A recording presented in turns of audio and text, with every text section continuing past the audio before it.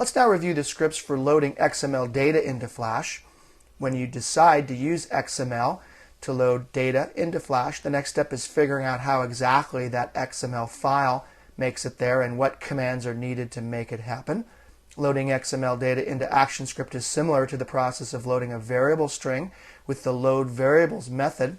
Loading XML data into Flash involves two functions.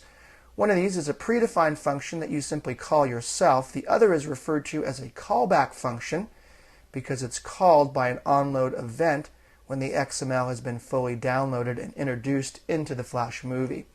Both functions are used on an XML instance.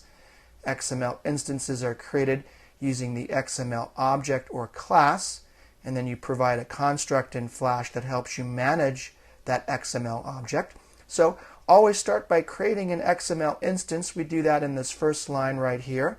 Variable XML data. Sometimes I refer to that as my XML data. Colon XML equals new XML open close parenth semicolon.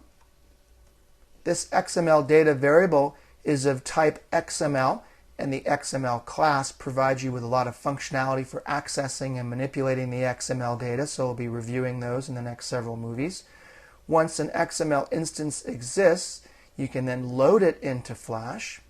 To do this, notice in the next line here, we're creating an XML loader variable. It is of the type URL loader. This URL loader class we've seen before and helps you to load data from an external source such as a URL. In this case, this is just my XML document sitting in the same folder. That'll be the work files folder. It's sitting in the same folder as this Flash file. The next line of code, XML loader point, add event listener, event.complete, load XML. This is an event listener that we create to our XML loader object. This listens for the completed event, event.complete right here. And when it's recognized by Flash, it calls the load XML function. We wait for the complete event to ensure that we do not prematurely start working with the XML data until all of it has been loaded. The next line, XML loader.load new URL request, takes a URL request object as its argument. This URL request class ensures that all the data is loaded in its entirety, and that ensures that our load method gets all of the XML data at once. Here is the document that I'm loading. Notice that it's in the same folder as this FLA file. There's my document.xml. That document looks like this. There is the structured XML data. Let me now review the load XML function.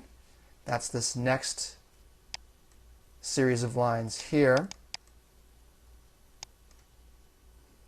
Now this function only gets called when your XML loader's event listener detects a complete event. That is when all the external data again has been loaded via the load method. Because this load XML function is a listener, it's constructed a little bit differently than the typical functions we've run across in this tutorial. Notice that it looks a little different. It has this event portion right there.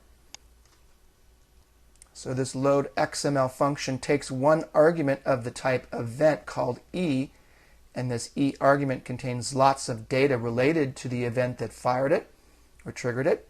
You can access the data sent to our event listener by checking the e.target.data. Since our event listener is triggered by our URL loader object, the data sent to it is the XML data that you loaded via the URL request earlier. Finally, all the data is stored in our XML object called XML data right there. So after the load XML method has run its course, all of your XML data will then be stored in memory. The last line here is we then trace the XML data.